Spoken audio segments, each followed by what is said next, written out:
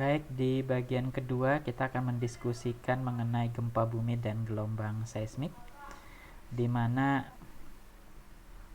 kita akan melihat bagaimana peristiwa gempa bumi itu terjadi, yaitu getaran bumi yang diakibatkan oleh peristiwa patahnya suatu tubuh batuan, atau dia disebabkan juga oleh letusan gunung api.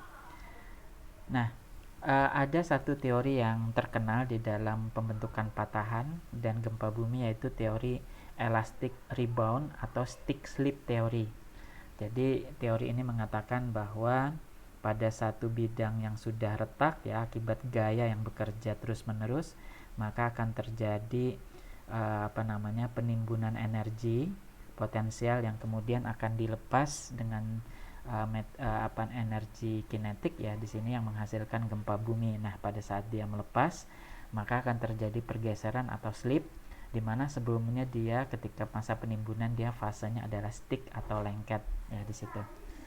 Nah, jadi proses gempa bumi demikian ya, dan kita melihat anatomi gempa bumi.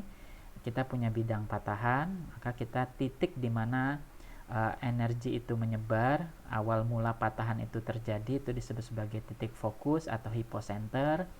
Kemudian proyeksi ke permukaannya disebut sebagai titik epicenter atau epicentrum ya di sini. Nah, gelombang gempa akan merambat ke segala arah. Dan ini kalau kita lihat di sini bidang yang bergerak itu tidak seluruh bidang patahan ya. Jadi ada area yang disebut sebagai area patah atau rupture area di sini. Jadi hypocenter pasti terletak pada rupture area tersebut. Rupture area ini bisa sampai menembus permukaan yang kita sebut sebagai surface rupture atau rupture permukaan ya di sini. Jadi ini adalah proyeksi bidang patahan di permukaan. Nah, ada 4 jenis gelombang gempa bumi yang kita kelompokkan menjadi 2, yaitu gelombang badan dan gelombang permukaan. Kalau gelombang badan ini ada 2 berdasarkan pada gerak partikelnya, yaitu gelombang primer atau P wave, di mana partikelnya bergerak maju mundur. Jadi ini partikel yang didorong ya, pressure P. Kemudian ada juga gelombang sekunder atau gelombang shear, gelombang geser, di mana partikel hanya saling bergeser satu sama lain ya. Kemudian ada jenis gelombang yang permukaan, kelompok permukaan. Ini ada 2 juga, yaitu gelombang low. Ini nggak bisa diterjemahkan ya karena nama orang. Ini partikelnya bergerak kanan kiri seperti gelombang shear ya. Jadi sebetulnya gelombang L ini seperti gelombang S, tetapi hanya bekerja di permukaan saja, tidak seluruh tubuh bumi ya. Kemudian ada gelombang Rayleigh. Ini gelombang permukaan yang bergerak secara elips ya di sini. Kalau kita lihat animasinya, nah ini gelombang P, pressure, menekan. Jadi dia ditekan ke permukaan dan dia merupakan gelombang badan. Perhatikan seluruh tubuh batuan bergerak bersama-sama ya di sini. Jadi geraknya ke depan, dia menekan di sini. Nah, karena dia menekan sifatnya, maka gelombang P itu bisa merambat di semua medium ya, baik itu media padat, media cair maupun media gas. Sehingga kalau ada gempa biasanya disusul bunyi dentuman, itu artinya gelombang P merambat di udara atau di atmosfer ya. Nah, ini kalau gelombang S, perhatikan dia shear, saling geser, yang satu menggeser sehingga yang lain juga ikut bergeser ya di sini. Di sini ditunjukkan dia gerakannya vertikal ya. Jadi gerak vertikal menggeser ke atas ke bawah ya di sini. Jadi dia mempengaruhi partikel yang ada di depannya sehingga gelombang kemudian bergerak maju. Dan ini adalah gelombang badan karena dia bergerak seluruh tubuh batuan ya, seluruh tubuh batuan, seluruh kerak bergerak.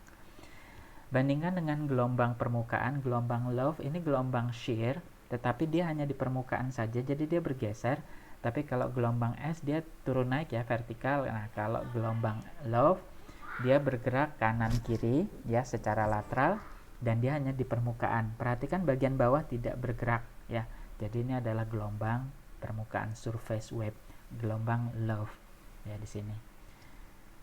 Nah, yang terakhir ini adalah jenis gelombang paling merusak ketika terjadi gempa, yaitu gelombang Rayleigh.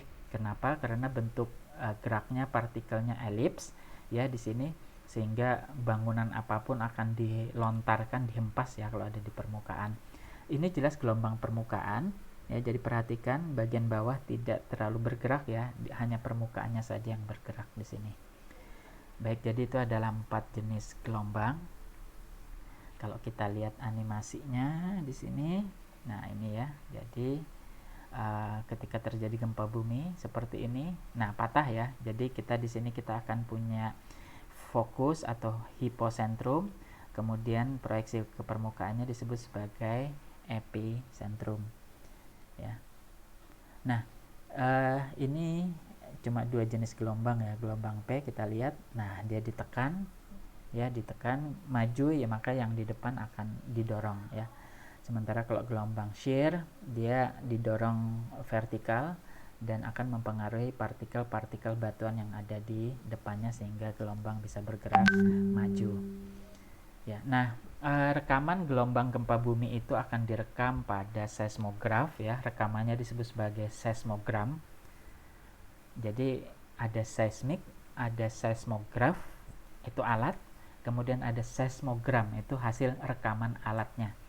Nah, jadi ini ada noise ini adalah getaran yang ada di bumi, baik itu getaran pasang surut, getaran daya tarik bulan ya, segala macam ini adalah noise ya. Ada gerakan-gerakan lempeng ya, ini menghasilkan noise. Ada getaran magma yang naik di gunung api, ini akan menghasilkan noise. Nah, ketika terjadi gempa, maka gelombang P akan pertama kali datang ya di sini.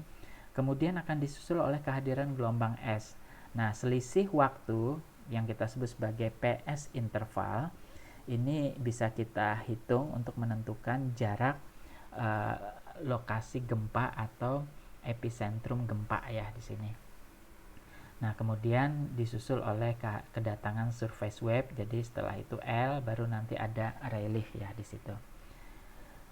Nah, ada beberapa karakteristik gelombang gempa yang bermanfaat pada bagian berikutnya ketika kita mempelajari interior bumi. Yang pertama, kecepatan rambat gelombang baik P dan S itu ditentukan oleh 2 sifat, yaitu densitas dan elastisitas material yang dilalui. Nah, kedua sifat ini, densitas dan elastisitas, itu akan bertambah besar bila letaknya semakin dalam dari permukaan bumi. Jadi nilai densitas dan elastis akan semakin besar bila semakin jauh dari permukaan bumi, semakin dekat ke arah pusat bumi ya di situ. Nah, karakter yang kedua adalah gelombang P itu merambat lebih cepat dibandingkan gelombang S. Nah, gelombang P itu bisa merambat melalui media cair, melalui fluida, sementara gelombang S tidak bisa. Ya, nah ini akan bermanfaat untuk menemukan inti bumi ya di bagian berikutnya, yaitu bagian 3.